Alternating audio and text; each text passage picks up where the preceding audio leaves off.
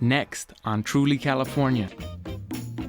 In 1966, drag queens, fed up with abuse, rioted against the San Francisco police. All those plate glasses windows here were broken out. And inspired a wave of transgender activism. We had to fight for our rights as not gay people, but as human beings. A revolutionary act uncovered in Screaming Queens.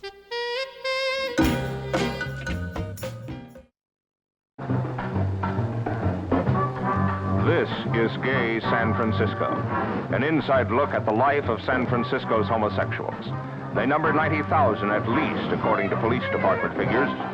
They work to conceal their sexual orientation by day, and only at night do they show their true colors.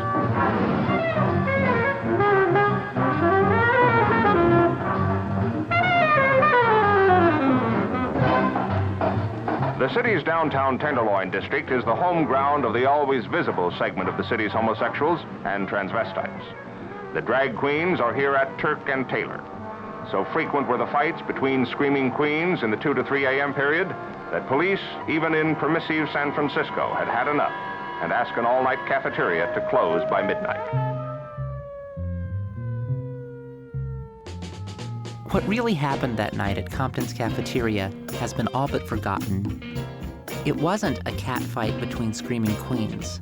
It was a riot, and it kicked off a new movement for human rights. We had to fight for our rights as not gay people, but as human beings. We fought for one cause. The cause that we fought for was for individual rights for freedom.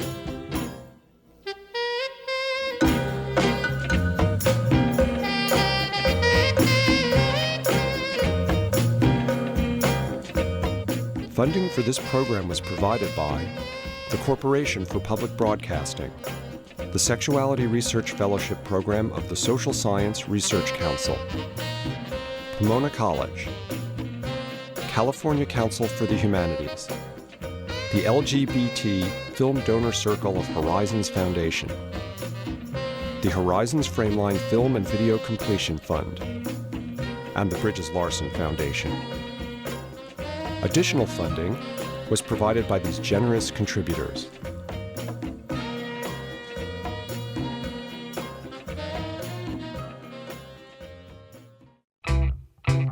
The 1969 Stonewall riots in New York have been remembered as the beginnings of gay militancy. But 3 years earlier, on a hot August night in 1966, dozens of drag queens and gay hustlers made history by fighting for their right simply to gather at a San Francisco restaurant called Gene Compton's Cafeteria. That story has never been told, until now.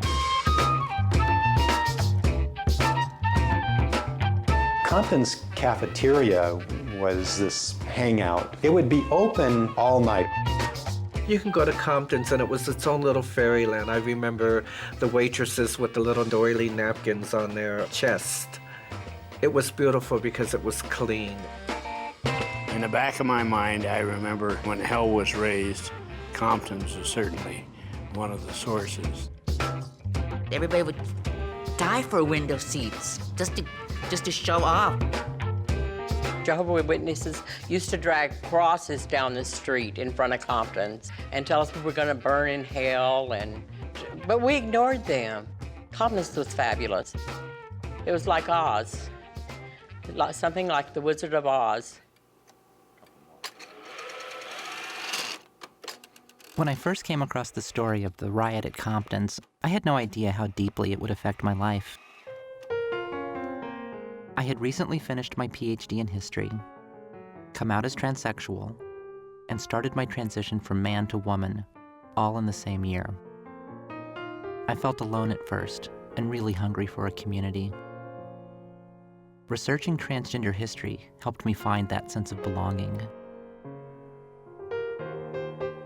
In 1995, I stumbled upon a document in the archives of the Gay and Lesbian Historical Society that described an event I'd never even heard of, the riot at Compton's Cafeteria. The story had been written down several years after the fact, and I wasn't sure if it was accurate or even true. But if it was, that riot might represent the transgender community's debut on the stage of American political history. I tried every way I could to verify that story. I scoured the archives looking for clues, and I searched the streets of the Tenderloin for people who might remember what happened that night. It was a weekend night, I believe. When I finally pulled it all together, the story was even bigger than I imagined. Ladies and gentlemen, you're about to see the results of a 6-month psychological project, a research project that took us all over the country. In my office today, I'm Jay Martin. We have 4 contestants in a recent beauty contest. Now, for reasons which will become very clear, we're going to use first names only. The reason for using first names only for these very, very charming contestants is that right now, each one of them is breaking the law. The contest in which they were runners-up was a masquerade. Actually, in the vernacular, it's called a drag ball.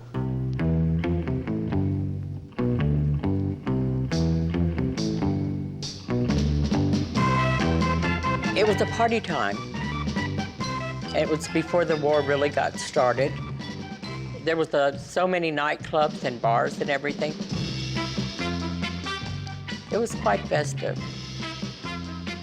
It was like Camelot back then. It was still wonderful. There was so many beautiful people that came through there that, you know, you just met people from all over the world. We had Hell's Angels that came in, and they would line their bikes up and down the street and party with the girls. And we used to have the most beautiful boys come to see us, just to party with us. And there was really no sex involved. We just partied, you know. And then, of course, there was sex involved sometimes. Then a lot of people were out walking around in the Tenderloin, just walking, looking around, and Compton was one of the places to be. And we had quite a time in Compton's. It was a meeting place, like I said, a watering hole for people. It was open all night. Compton's was a well-established local restaurant chain with several San Francisco locations. Compton's cafeteria was this place that had been around for years, I don't know how long, but was fairly reasonably priced food and a variety of food. I would get like a poached egg on toast and juice and bacon strips for $1.99. It wasn't a big place. I don't know how many people it seated, but 50 or 60, something like that. This was the front here. These stores were set back in here, so you had to go through in here to get into Compton's. Everybody that lived in the Tenderloin ate at Compton's, you know, and it was just packed. I would not have gone to Compton's. The lights were very bright, I think. I think that they were those neon things, you know, those fluorescent lights. Very bad on makeup. Boy, I wouldn't have wanted to run that coffee shop, I'll tell you. Somebody'd come in and they'd buy a cup of coffee. They'd spend hours sitting in this coffee shop waiting for the friends to come in and talk with them. And Every time the door opened, everybody looked to see who was coming. Because you know, as soon as that door opened, everybody wanted to parade their fashion. It was a delightful time. It's like a fairy tale that you wouldn't believe, but there's the nightmare of the truth of it all. Now, Simone, you openly admit that you're a homosexual. What do your parents think about this? Well, I think my parents really don't know. You could say I live a double life. That on weekends I dress up like a girl, and then when I come home on Sunday afternoons or so, I look like a normal boy in the neighborhood. Do you have any brothers or sisters? I have an older brother. Does he know that you're homosexual? No. What do you think he'd do if he found out? Probably kill me. Back in 1965 and 66, that year that I was in San Francisco, I didn't know the word transgender at that time. So in terms of having any kind of helpful concepts or understanding. There wasn't much there. It was just that some like to dress as women and others don't. And some are even interested in enhancing their breasts and taking hormones and so on to try to be more as a woman. And my encounters with them were just as I would with anybody. You know, here's another child of God, someone to listen to, talk to, and without any judgment, just listen to their stories and let them tell me what they were experiencing.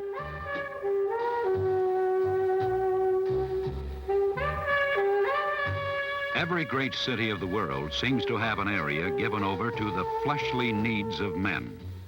In San Francisco, this area is called the Tenderloin. It is a marketplace of vice, degradation, and human misery.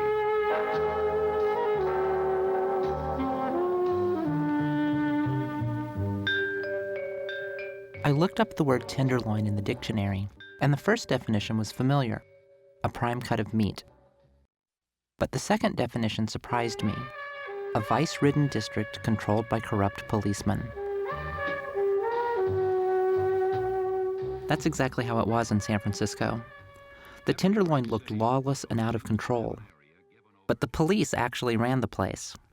They allowed the prostitution, drug dealing, and gambling, and then demanded payoffs from people involved in those activities.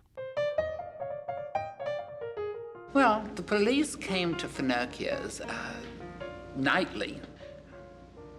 I don't know for sure that there was like payola or whatever that was, but they were certainly well welcomed and well taken care of. Finocchio's began in the 1920s as an illegal Tenderloin speakeasy. The club moved up to North Beach when Prohibition ended, but its backstage connections with the old Tenderloin vice racket were kept very much intact. We were allowed to work because of Mr. Finocchio's association with the police. You knew not to take risk, not to offend. Quite frankly, I never made a gratuity in the police department, but I was aware that some people did. Since I didn't give it to them and they didn't spend it on me, I'm not sure that it happened. But I can say that having been a policeman for 26 years, I could certainly understand some of it. The Tenderloin was widely known as the place to go for sex, drugs, and late-night fun. While others came and went with relative ease, transgender people lacked the freedom to leave. Police would give the people who were of indeterminate gender the message that they belonged pretty much in the Tenderloin, which at the time was kind of a gay ghetto, a very slummy gay ghetto. I think transsexuals find the Tenderloin more acceptable simply because they are more acceptable in the Tenderloin. Why are they more acceptable in the Tenderloin? Well, because they're amidst their own kind, I guess. The Tenderloin was populated by the pimps and the whores and the drug addicts and the drag queens and, yes, that element. And I felt very comfortable there. Turk Street was our street, and the buildings that were on it, the hotels, that's where we lived. That was our home. We had no other place to go. Other hotels wouldn't rent to the queens, the drag queens, or the transsexuals or transvestites. So that was basically why we were put down in the Tenderloin. You know, if you come around on this side of the building and you look up, you can still see right there, El Rosa Hotel, 166 Turk Street. The El Rosa was like a wayward home for girls. There were so many of us that was there that our families had disowned us. This is the the place where Amanda was the mother queen. I managed it at night. We allowed the girls to bring in one guest a night for $5.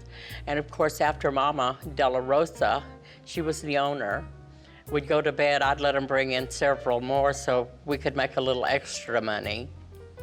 It was a wonderful place. We spent our holidays together there. We became each other's family. We held on to each other. There was a beauty shop that was over there where all the girls got their hair done, where that Club 65 is next to it. The place that's the novelties and gift store? Right. Yeah, that was the Chuckers, and this was the Rossi's here on the corner, which was a transsexual bar. And of course, on this corner, over here we have where Gene Compton's was. And it was a magnificent cafeteria. It was a great time. Compton's was a great place to meet because it was like centralized. Right next door was the bathhouse for the gay men, and it was convenient to the corner. If you wanted to have a drink at the corner bar, you could. Or you could tiptoe down to Woolworth's and get more eyelashes. There were tables of drag queens, female impersonators, transgenders, hustlers. It had been a place where people had gone after the bars had closed, and it was a hotbed of prostitution. Most of the transsexuals were prostitutes because they didn't have jobs. There was no way to get jobs then. See, it was very popular because we worked all the streets from here all the way down, down to Leavenworth. Yeah. We never did work. None of the girls worked past Leavenworth. Yeah, but then so- worked Turk, Eddie, Ellis, O'Farrell, Mason, back this way. and Mason, up to Mason. Any Never past Powell Street. Any on Market? Or was that more like gay no, male hustling? Never, no TGs hustled on Market Street. That was off limits. As for me and other girls, we never thought of looking for a job because maybe in back of our heads we knew that they wouldn't hire us anywhere. Only the pretty girls that were entertainers or something like that. Most of the girls that were female impersonators were like in another level from the gutter girls that we were. They were earning a living and they were snobs. I had the freedom to be a big sissy on stage, yes, but I did not have the freedom to live my life outside or off of stage. Had I not been born with the face, and I had great legs, and could sing a bit, dance a bit, all of those attributes that were such an embarrassment when I was growing up. You're too pretty to be a boy, the complexion, all of those things that I hated so as a child saved me. That's exactly what saved me. Or I'm sure that, I'd have been selling my ass on Turk Street, saving those pennies and looking for a John to take me through it. I went out and tried to get jobs in men's clothing. No, you're too effeminate.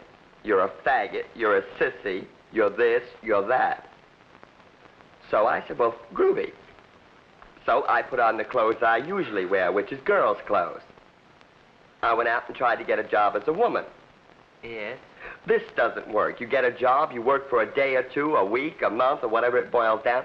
Somebody comes along that recognizes you, who prefers to be a hooker and a tramp, turns around and turns your name into the boss and says, like, so-and-so is such and such, and that's the end of that job.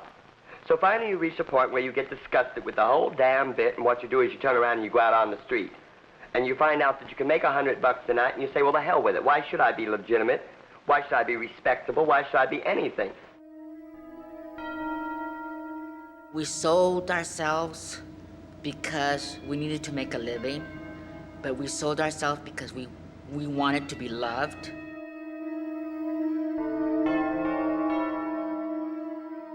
I remember having a conversation with a hustler, a queen hustler dressed in drag, saying that some of their customers assume they're a female instead of a male. They would risk violence. I mean, somebody in fact would become violent with them, and there was this fear that would be the reaction of somebody. It was dangerous, dressing up like a girl and still having men's parts there. It was dangerous for all of us. Some girls were getting beaten up for being men. Some girls have been killed for being men.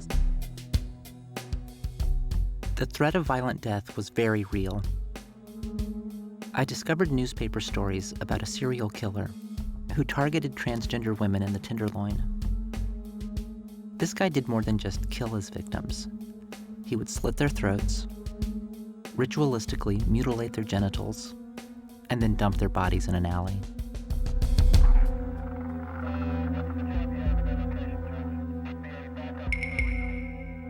You'd hear about murders, or you know somebody, but still, the next night, you didn't care. You had to make your money.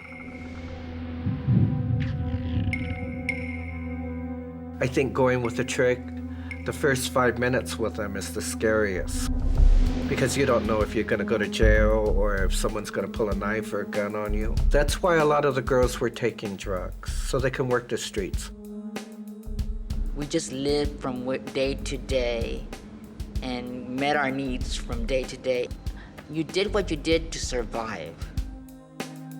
We always had to load our handbags up. I'd drink a pint or a half pint of Southern Comfort and put the empty bottle in my bag. When people got out of line, we'd crack it over their head. And if that didn't put them down, then we took off our high heels. Because if they were gonna mess with us, we weren't gonna let people hurt us. And especially these girls that had their faces pumped up with silicone, if you touch their face and try to hurt their face, they'll kill you. You had to be either able to kick ass or get your ass kicked. If somebody was on your turf, you just lay them out and keep walking and keep your eye on your back. That's how it was in the Tenderloin. You had to be that way. Compton's was one of the few places in the neighborhood to get away from the constant violence. Basically, we went there to gossip about what we did and to let people know that we were alive. We survived the night. Sadly, even there, the Queens were not completely safe. We got harassed quite a bit by the police in Compton. So a lot of times they would come in and just pick us up if we were eating for no reason and put us in jail for female impersonation. I had one policeman that hated me with a passion. Every time he seen me, he says, "Get in the paddy wagon." I said, "I just had my hamburger." He says, "Eat it Monday when you get out." The police were out to get us. The police were very, very bad. You could be taken to jail at any time, at any second, for no reason at all. If we had lipstick on, if we had mascara on, or if our hair was too long, we had to put it under a cap. If the buttons was on the wrong side, like a blouse, they would take you to jail because they felt that it was female impersonation. It wasn't too many years ago. When I went to the grocery store once and got thrown into jail for being a female impersonator. And I've never felt as though I were impersonating a female. I felt I am a female.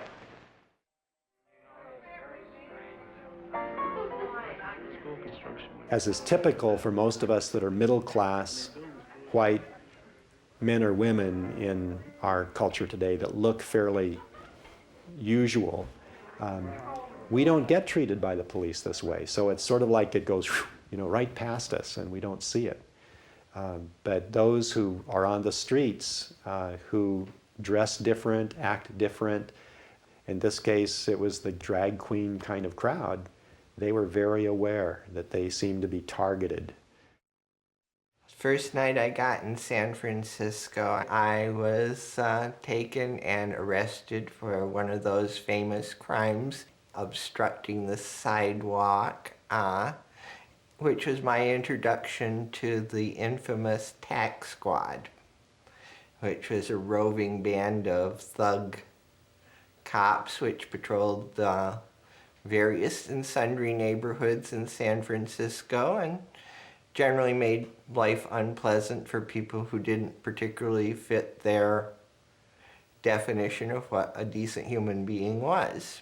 And I was one of these people who looked so in between that the police were provoked by my being. I don't remember policemen being that obnoxious.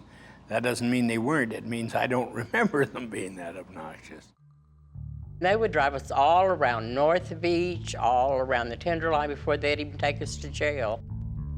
Then they'd strip us when they got us in the drunk tank for they'd search for drugs. And it was a little embarrassing being in full drag. You were isolated on a tier with other transsexuals. You had no contact with any of the other prisoners on the outside. We were in lockdown most of the time. And it wasn't that I had done anything wrong, it was female impersonation. I wasn't bothering anybody. But I was dressing as a woman the way I feel, so they put me in jail, shaved my head, or I refused to let them shave my head, and they put me in the hole, in lockup. One girl was in there 60 days in the hole because she wouldn't let them cut their hair. That's how important it was to us back then.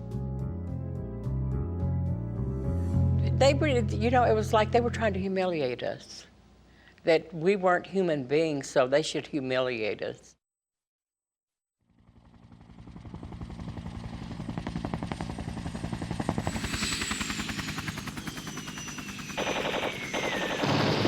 The war in Vietnam shaped everything that happened in the 1960s, and it changed American culture in some unexpected ways. Gender itself became a form of politics. Long hair and love beads were signs that said a man opposed the war, while a woman wearing blue jeans was making a feminist manifesto. Challenging traditional gender launched a social revolution that would give Tenderloin queens new ammunition to fight the discrimination they faced. Discrimination that deepened as the war in Vietnam progressed. It changed quite a bit once the war started, and they started shipping a lot of young men through here. We partied with those boys that went off to Vietnam. Met a lot of soldiers that came through here, and they left San Francisco with a smile on their face, believe me. They had a good time, and we showed it to them. I decided to do my country by being a hoe and giving it away to our servicemen, robbing from the rich and giving to the poor. Wartime is always a boom time for prostitution. As soldiers and sailors descended on the Tenderloin, police crackdowns intensified, especially at drag queen hangouts along Turk Street at places like Rossi's and the Chuckers Club. They had a sign up over that said, "Interest your own risk. This establishment is due to be raided at any time." I remember when the cops used to go in the bar and say, you, and you, come with us. As police raids escalated along with the war, life in the Tenderloin became even worse. Urban planners and developers intent on remaking the city tore down nearby neighborhoods where Black and working class people lived, turning the Tenderloin into the last pocket of affordable housing in the central city. New people moving in squeezed the queens out of the neighborhood's cheapest rooms, leaving them literally no place else to go.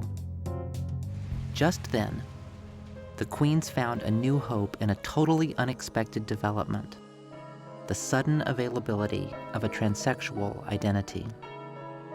That changed everything. I come from a, rather small town, a gold mining community fact, and it was a place where boys had to be boys because that's all there was for boys to become as boys.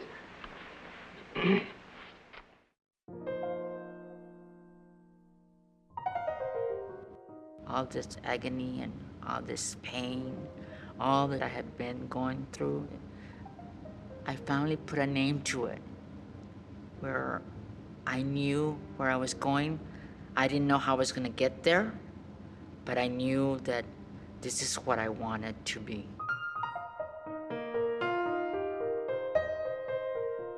I found out about the word transsexual by reading things about Christine Jorgensen. She was a high celebrity, so everyone could relate to her. Christine Jorgensen was the first famous American transsexual. She made headlines in 1952 when she had genital conversion surgery in Denmark. Transsexual operations had been carried out in Europe since the 1930s, but most American doctors considered the procedures unethical and refused to perform them. That began to change a month before the Compton's riot, when a San Francisco medical reformer published a path-breaking book. Dr. Harry Benjamin wrote a book called The Transsexual Phenomenon, which was published in 1966, I believe. Harry Benjamin, doctor, he gave hormones to everybody. Oh, Harry Benjamin was a delightful little gentleman, and his book, The Transsexual Phenomenon, was like a guidebook for us. Benjamin believed a person's gender identity could not be changed, but their bodily sex could. As a result of his work, the first surgical sex reassignment clinic in America would open on the East Coast later that year. Many drag queens in the Tenderloin began to envision a new life for themselves, one that fit better with who they thought they were and what they wanted to be. If society would let me live my life as I want to live it, which is as a respectable, normal, ordinary woman, period.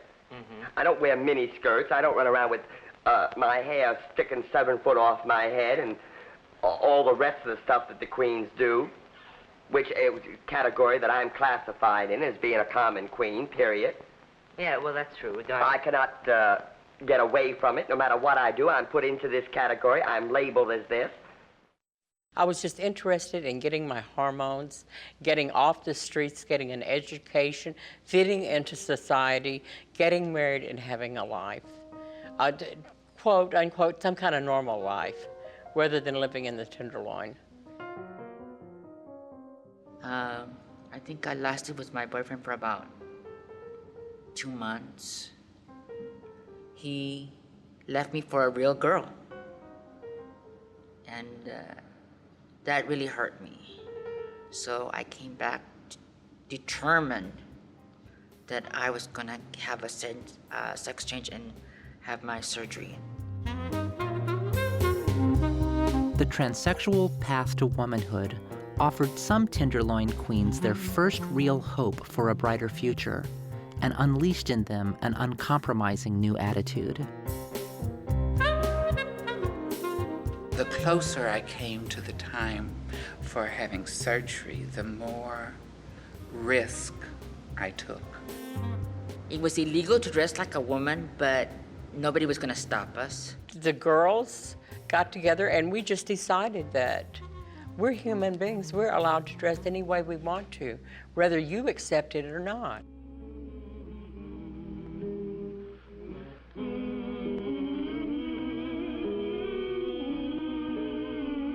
The civil rights movement fueled the Queen's newfound militancy. Glide Memorial Methodist Church, a Tenderloin institution just 2 blocks from Compton's, became a center of activism with the arrival of a charismatic young minister fresh from the front lines of racial struggle in the South. Cecil Williams was very active in the African American community, but it was when Cecil was moved into the position of senior pastor then in the summer of '66 that things radically changed in the life of the church.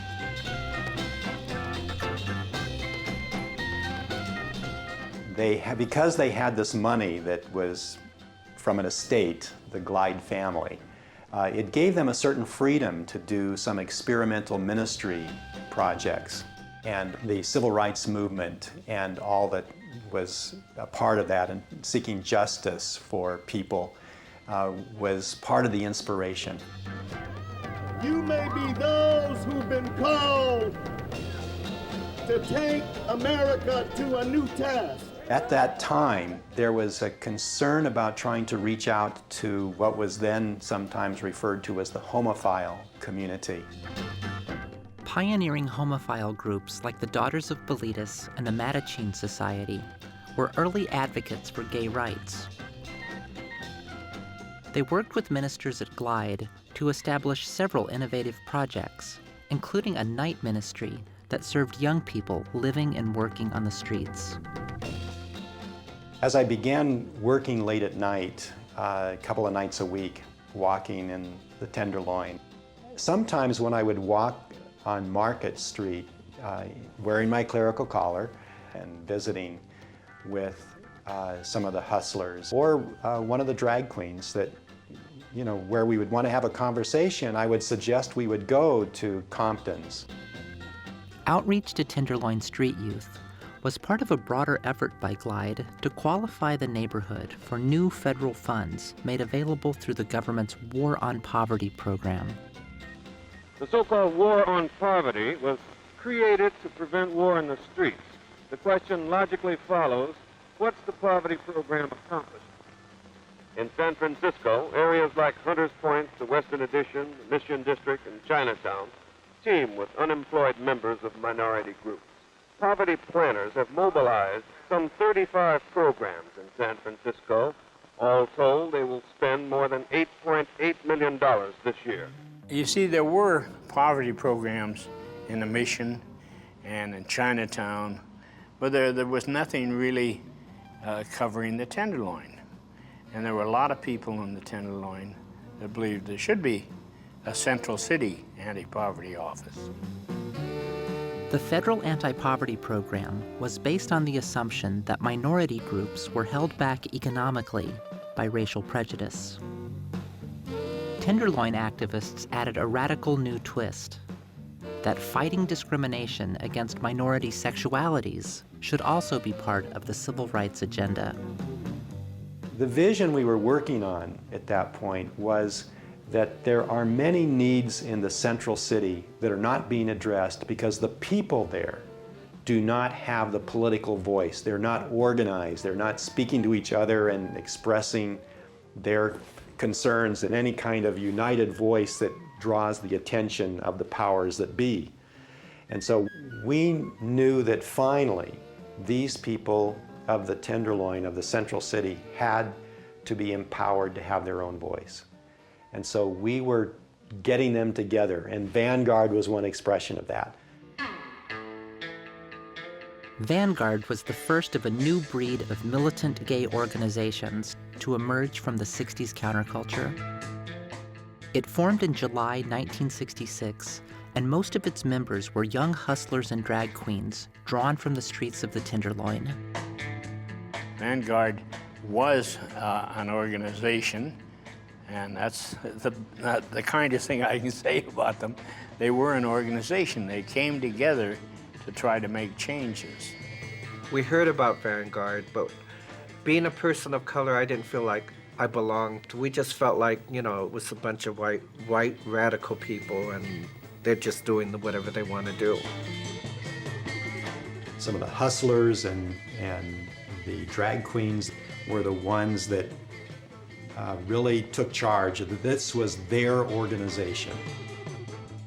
The Vanguard name that they chose, I think, reflected for them that they're on a cutting edge and that they needed to stand for something create something that would give expression to their concerns and their dignity as human beings, and that to do that in a basically an oppressive society, in a society that said you don't have a right to exist, was in fact to be on the vanguard. When I learned that Vanguard met at Compton's cafeteria, I finally understood the dynamics of the conflict. The management didn't like the uppity new political attitude some of its customers were starting to express, and that friction lit the fuse that led directly to the riot. Compton's had started not welcoming these members of Vanguard, these drag queens and young gay men and others that identified with some dimension of this community. There were a number of people in the community that raised all kinds of Billy hell with Compton's. Most of it was because of harassment. We just got tired of it. We got tired of being harassed. We got tired of being made go into the men's room when we were dressed like women. We wanted our rights. Sometimes policemen would come in and they would talk to the management, and the management said, "See those kids over there? Well, they've been here for hours and they won't buy any food." Compton started saying, "We don't want you here," and started kicking them out. So these members of Vanguard, they felt that they were not being treated fairly, and it was a grave injustice. And so they organized and picketed Compton's to express their outrage at what was done. And of course, Compton's didn't like that. They tried, Vanguard tried, and they didn't win. And I didn't support them that strongly, unfortunately for them. I pointed out to them at the time, picket lines very seldom do accomplish much. Vanguard's July 18th picket to protest discrimination against drag queens and hustlers was the group's first major political action. When it failed to resolve the conflict, the stage was set for a more dramatic confrontation in the days ahead. There were ways that we could have calmed things down a lot better than they were. There was unnecessary violence. You don't tell a policeman, "Get away from me, this is my restaurant, I have a right to be here." The transsexuals got bolder because it was time to make a move. We have an old expression in the police department, and that is, clubs are Trump. Well, clubs were Trump then.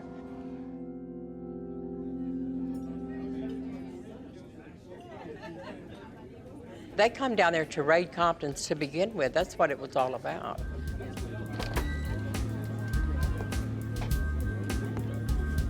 What happened then was the situation got a little bit out of hand. The document that launched my research in the first place said the fighting started when a policeman grabbed one of the queens and she threw her coffee in his face. Someone had thrown coffee in his face, and there was tables turned over. Compton's erupted. People started throwing everything they could get their hands on at the police. Oh, the sugar shakers went through the windows and the glass doors. I think I put a sugar shaker through one of those windows. The hustlers kicked the police and punched them, and the drag queens beat them with their heavy purses. The cops retreated outside to call for backup, but cafeteria customers, maybe 60 in all, poured into the streets through the broken doors and windows and kept fighting as the paddy wagons pulled up. All those plate glasses windows here were broken out. And of course they had the paddy wagons, and they were putting people in the paddy wagons as they would come out or start fighting. What happened? I mean, what did people do? Did they run around out here? They fought. Just like all up and down the streets? Up and down the street that was over here. Before it was over, a police car was destroyed, the corner newsstand was set on fire, and years of pent-up resentment boiled out into the night. It was the first known instance of collective, militant, queer resistance to police harassment in United States history.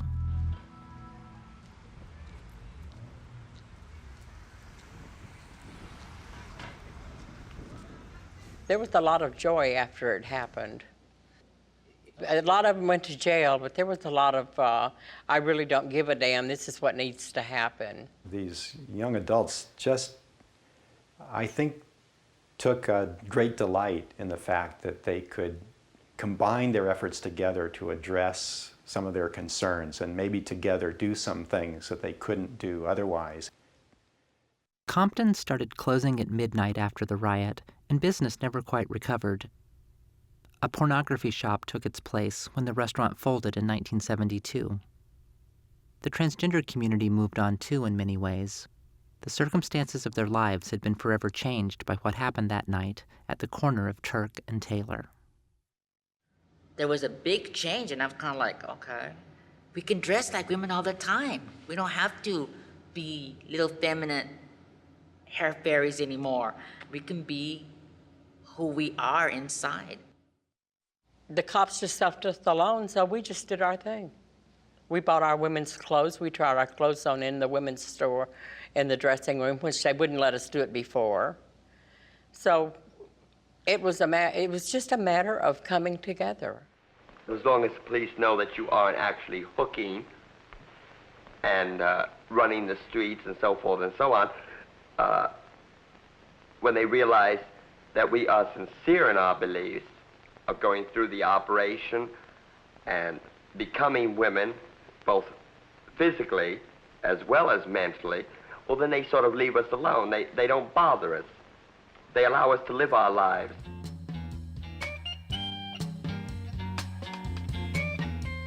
Police treatment of transgender people began to change after the riot when Elliot Blackstone emerged as an unlikely advocate for transgender concerns. Well, my job was not to make arrests. My job was to get people to understand how to live their lifestyle along with the rest of the city. I think that's very important for people. If they want to be left alone, that they have the right to be left alone. That's me. That's not the official police department line. Elliot was a hard one for us to figure out because here he was, this police officer with police community relations in San Francisco. I knew very, very little about sexuality except that I enjoyed sex. But other than that, I didn't know much about it.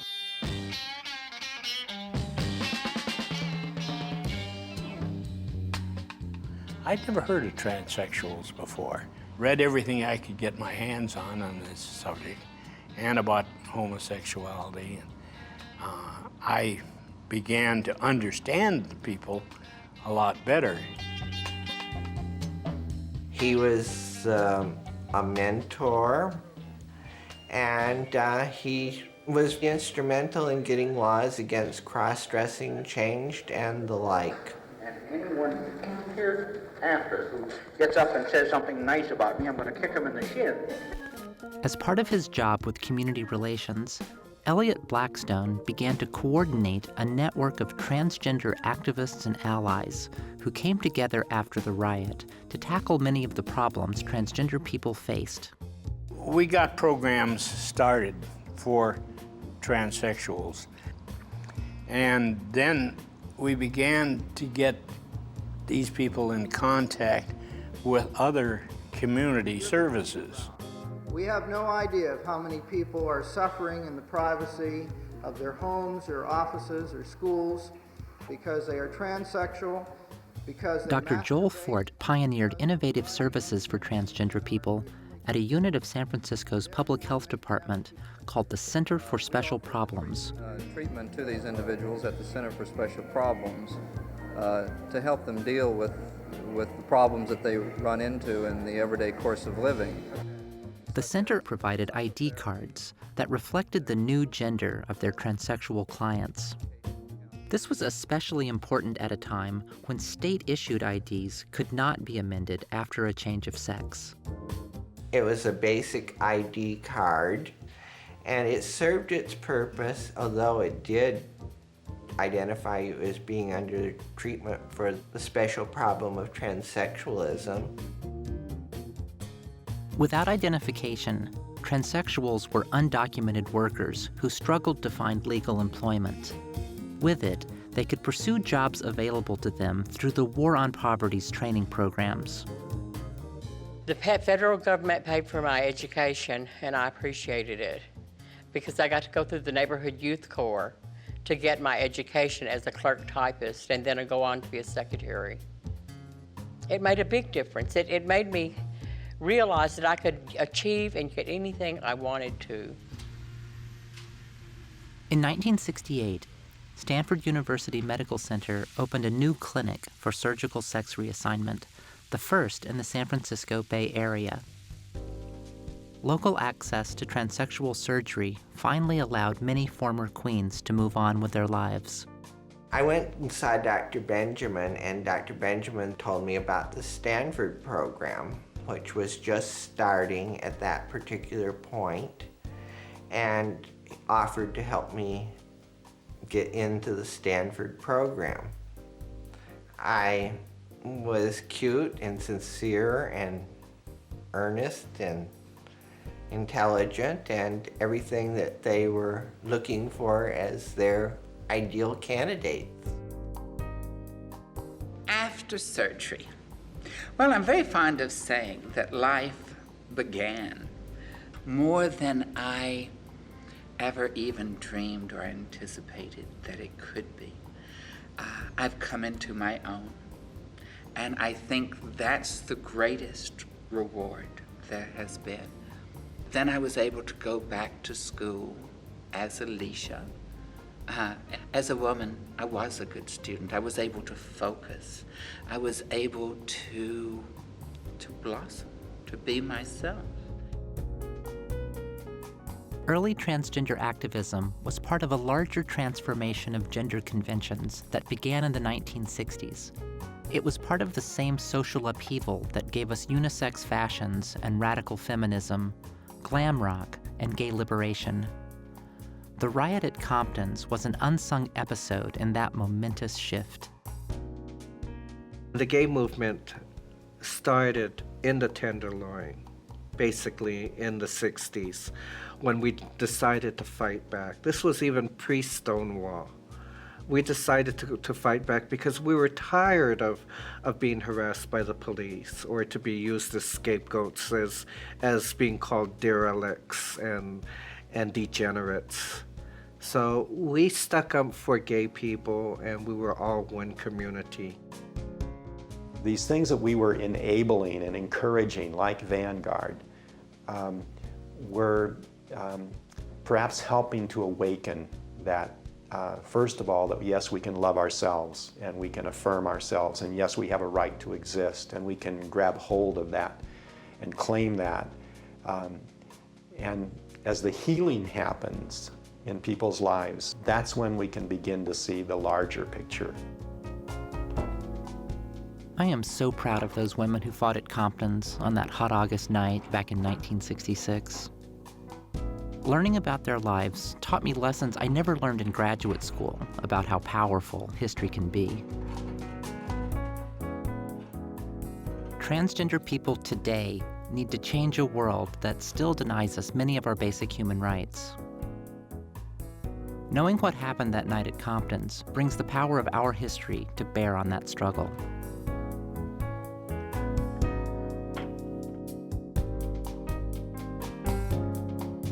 Out of Compton's came some very beautiful, beautiful women. We felt good. And that's the most interesting part of it, is because once you feel good about yourself, nobody can hurt you. Nobody can come in and turn anything around that you don't want. I don't look at my life as being tragic or having a lot of tragedy, or if I did, I just looked at it, this is just a stepping stone, keep moving. That's why, like I said, if I ever wrote a book, I would call it Wild as the Wind, because that's how I felt. The wind just would sweep you away, and you could never get caught. And you just keep flying on like you're just out there, and you're yourself.